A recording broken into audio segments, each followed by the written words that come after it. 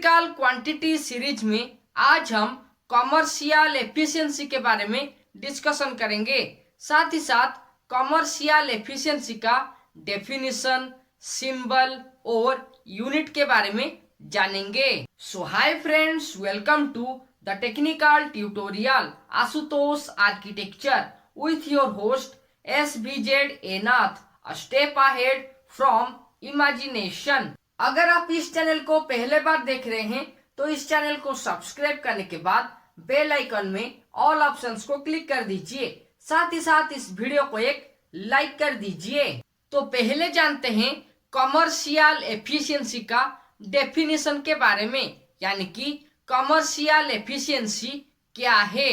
The mechanical losses and electrical losses in a machine which is defined as the ratio between output and input is called commercial efficiency।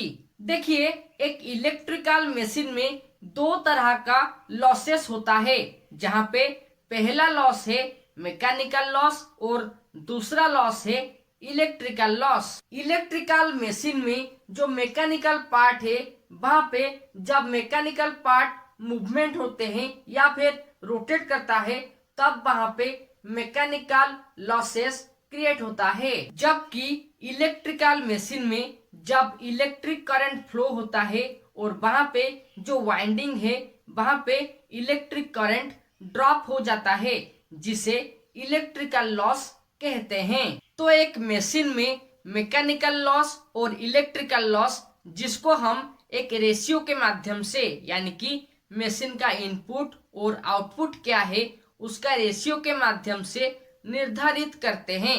लेकिन जो input है वो commercial में नहीं आता है, लेकिन जो आउटपुट है उसे कॉमर्शियल के लिए इस्तेमाल किया जाता है। तो कॉमर्शियल एफिशिएंसी एक मशीन का मैकेनिकल लॉस और इलेक्ट्रिकल लॉस के ऊपर डिपेंड करता है, और वहां पे इनपुट और आउटपुट का रेशियो के माध्यम से जो वैल्यू निकलता है उसे एक मशीन का कॉमर्शियल एफिशिएंसी कहते हैं। अब जानते हैं कॉमर्शियल एफिशिएंसी का सिंबल के बारे में, यानी कि कौन सा सिंबल के माध्यम से कॉमर्शियल एफिशिएंसी को डिनोटेड किया जाता है। The symbol for commercial efficiency is denoted by H substitute C और ईटा सब्स्टिट्यूट C।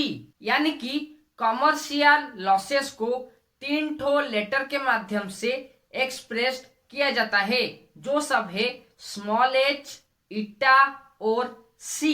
एफिशिएंसी को स्मॉल h और ईटा के माध्यम से डिनोटेड किया जाता है, जहां पे कॉमर्शियल को स्मॉल c के माध्यम से डिनोटेड किया जाता है। इसी तरह से कॉमर्शियल एफिशिएंसी का जो सिंबल है वो है small h substitute small c या फिर ईटा सब्स्टिट्यूट स्मॉल c। आखिर में जानते हैं कॉमर्शियल एफिशिएंसी का यूनिट के बारे में, यानी कि कौन सा यूनिट के माध्यम से कॉमर्शियल एफिशिएंसी को एक्सप्रेस्ड या फिर रिप्रेजेंट किया जाता है। मैकेनिकल एफिशिएंसी, इलेक्ट्रिकल एफिशिएंसी और कॉमर्शियल एफिशिएंसी, इन तीनों क्वांटिटी का जो डेफिनेशन है, वहां पे जो इनपुट है और आउटपुट है उसका रेशियो के माध्यम से डिटरमाइन किया जाता है।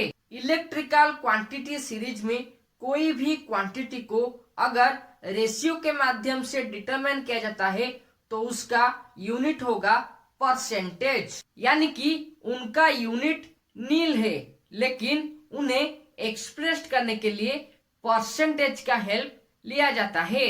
Okay friends, times to wind up electrical quantity series on commercial efficiency. For knowledgeable videos related with electrical quantity series, number system, external electrical work, vlog and GK model papers, you can check the link in description. And for more videos, you can click on iCards and also watch these suggestion videos. Till then, subscribe, like and share Asutosh Architecture, and don't forget to click the all options of the bell icon so that you never miss another latest update related with electrical engineering and electrical quantity series. Thank you.